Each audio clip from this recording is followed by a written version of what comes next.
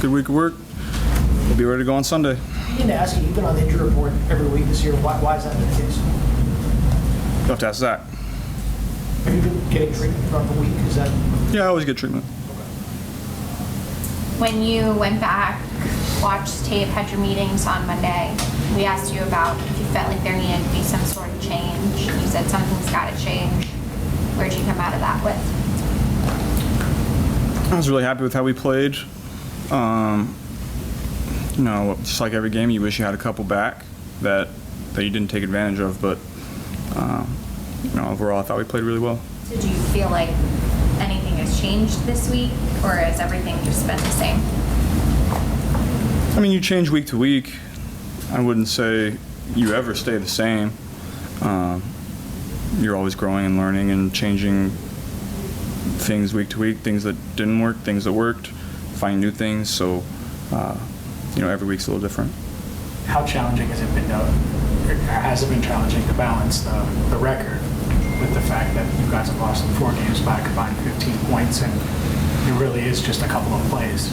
Yeah. I don't know if you balance that. Your record is your record. It doesn't matter how you lost them. The goal this week is to go 1-0 for the week, and then we'll move on. How unique a player is T? Pitch was telling us that, a lot of people may take for granted that you can throw a ball in a certain window, the in slants, both touchdowns, that you can throw a ball in a certain place and not lead them into Roquan, for example.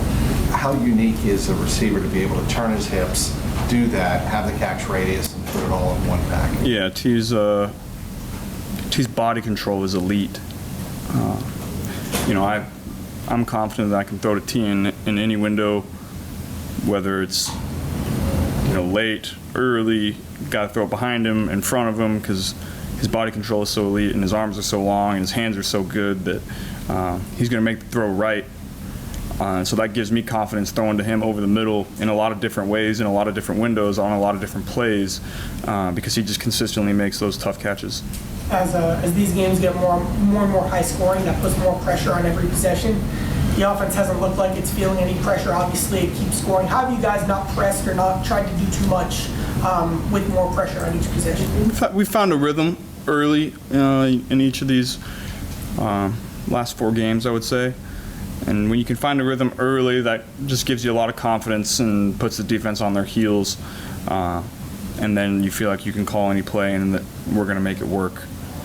So that's our job as players, no matter what play is called, no matter what look you get. Try to find a completion, try to find positive yardage, try to find a first down. We're going to continue to play that way. Our playing each week has been great. We're going to continue to build on the run game. We know what the pass game is, so we're going to continue to get better. You mentioned Sunday, Joe, that this team right now isn't at a championship level. What do you think needs to improve the most for you guys to get to where you want to go? Everything. Is there any particular aspect, one more than the other, that needs to get better? No, we all got to get better. Do you think this team can get there to where you want to go? Yeah, I know we can. Whether we do or not is to be determined, but I know, based on the players that we have in there and the coaches that we have out there, I know we can get to where we want to. It's just a matter of doing it. You talked about there having been tough conversations on Sunday, kind of throughout the course of the week, and how they've been happening. Have they been happening maybe more this year than in previous years, you think, at this point in the year? That's tough to say. A lot of them I'm not privy to. A lot of them are happening, behind closed doors. But tough conversations happen every day in here.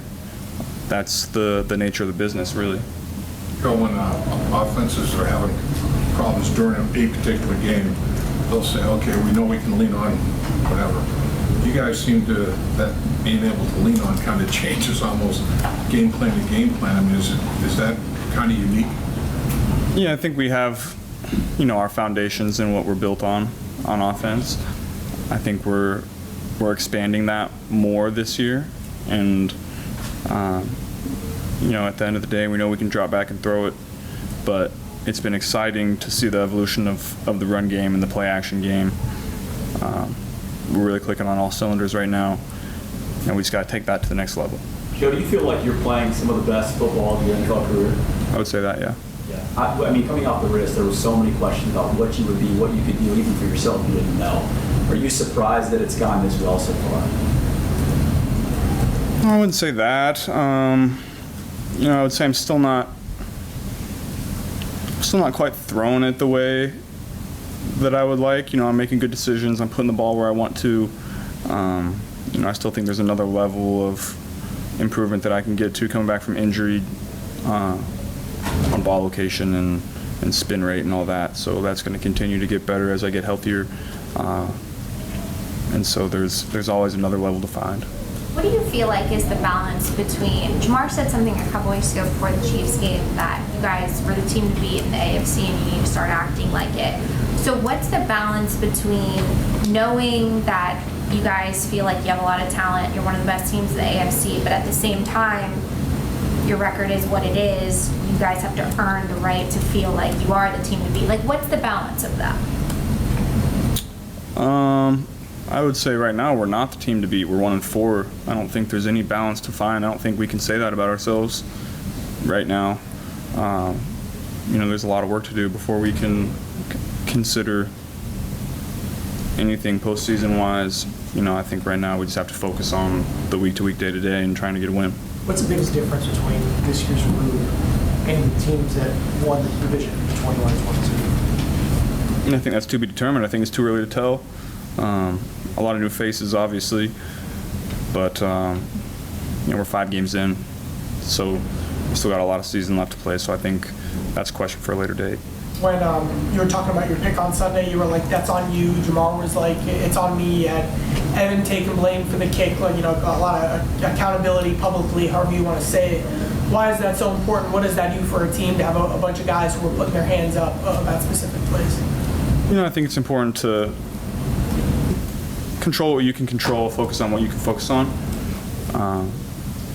And so for me, that's looking at the plays that I could have been better, and that's every week. There's always plays that you feel like you could have done something more optimal for a better outcome.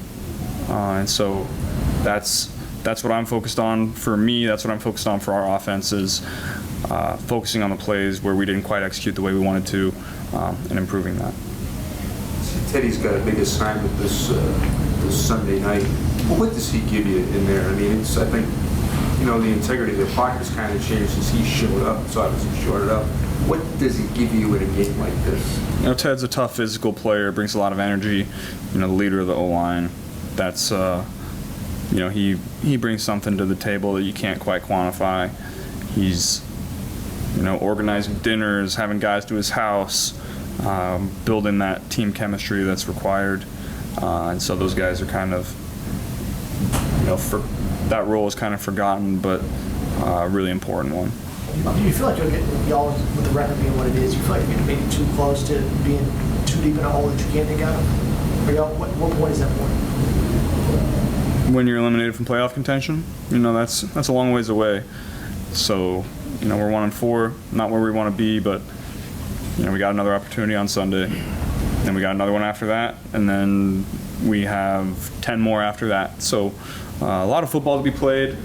Obviously, nobody's making excuses. Nobody likes where we're at right now, but there's bright spots, and there's a lot of football to be played. Last week you said you were preparing to play damn near perfect.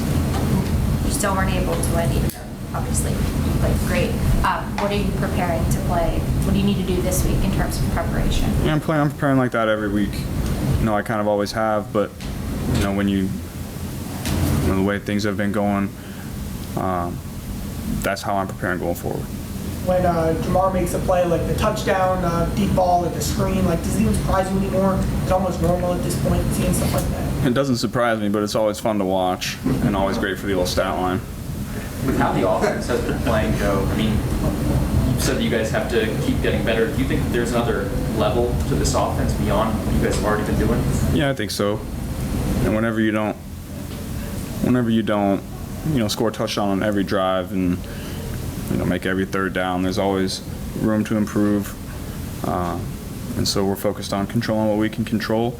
That's getting better every day and executing the way we need to. Your spin rate and your ball control location, aren't exactly where you want it to be right now, and you're still putting up the numbers and playing the way you are. What do you think you're doing particularly well during this stretch? I think I'm taking care of the ball pretty well, being smart with it and finding completions. That's what it comes down to. Is you're not always going to get the best look for the call that you have, but can you make that play where it might not look great? Can you make that into a positive gain for your team by finding a completion? And our guys are doing a great job of catching underneath balls and getting those, that hidden yardage, 2, 3, 4 extra yards after the catch, where instead of 2nd and 7, now it's 2nd and 3. That's a big play. That's not what, not everybody sees that, but that's what keeps you on schedule. That's what gets you first downs, and that's in turn what gets you touchdowns. So I'm going to continue to play ball the right way, the way that I feel like we need to try to win games and try to find that next level. The Giants have over 20 sacks already this year. Their defensive front obviously is pretty good, but 11 different guys have contributed to that. It doesn't seem like they blitz, as much as some teams, but I guess they're effective when they do. Yeah, they really get pressure with their games and their talent up front. Their front four is elite, some of the best in the league. So it'll be a challenge for our guys, and it'll be a challenge for me and our coaching staff to find, the right calls and the right moments to try to take those shots because of how good they are up front. Trying to help our guys in any way that we can with, moving the pocket, drop it back, play action, mixing it up on them, and just showing them a lot of different looks. Because if you just sit there and let them tee off on you, they're going to get to you. So it'll be a challenge. In situations, especially like this, how's the relationship with Zach kind of developed over the years, and kind of what's that been like, especially as y'all are trying to navigate kind of situations like this one? Yeah, it's never been better. We're, I've always had a great relationship with Zach, and he's been very positive about certain things, and he's been intense about things that he feels he needed to be intense about. So I think our coaching staff is handling this the right way, and we're trying to get this thing flipped and turned to where we want to go. There's an aspect of, behind the scenes that the staff doesn't get enough credit for how they manage kind of rocky situations like this. Yeah, I would say that. I think, we've been in these spots before, and, not quite this one, but, we've come out better on the other end. So all you can do is get back to practice and continue to try to get better. That's what we're going to do. So what's the key to completing 72% of your passes? What's the biggest element to that? You got to have good players around you that, make tough catches. You got to know what you're looking at. You got to have an offensive play caller that understands your strengths and what you like, and, everybody's got to be on the same page. And you have to work those completions, those timing completions throughout the week in practice, so you have confidence to be able to throw it with the timing and ball placement that you need. Do you have a number in mind for a season percentage that you'd like to see? No, I think I'd always like to be over 70. I think that's pretty achievable for me. Game to game it'll vary because sometimes you got to throw the ball away. Sometimes some things happen out of your control, but we're in a good spot. Does Kayvon Thibodeau's status for Sunday, how does that kind of change things if he isn't able to go where he is with how he can, attack you? Yeah, he's a great player, really athletic, big, long, physical. So when he's out there, you always have to be aware of him. I'm not entirely sure what his status is or if he's practicing or if he's planning on playing, but we're preparing like he is. When you talk about your spin rate and not being totally satisfied with it, do you think that's the type of thing that only you notice as a perfectionist? Do you think your receivers see a difference? Yeah, I told them they might have to catch a couple wobblers this year until we get it back on track, but that's part of coming back from injury. Is it every throw? Is it an occasional throw? How often do you feel that there's a difference? It's just occasionally. That's something that you're working through. You talk about being in similar spots in the past. A couple of years ago, mid-season, you're in a spot where you need wins, and then you rip off 10 wins in a row in the AFC Championship game. When you look back to that, what stands out to you about the team's ability to do that? Like what happened that year? Just continue to get better. That's, you're going to have injuries. Teams are going to, falter week to week. If you just consistently try to get better day to day, I think that's the recipe for success. And if you don't, then somebody else is, and you're going to end up behind everybody. So as long as everybody in this building is coming to work with the idea that they need to get better today, I think we'll be all right. Do you feel like that everybody in the building is in that spot? I would feel that way. How long did it take you to get the sour taste of Sunday's loss out of your mouth? And did you do anything to help yourself get over it quicker?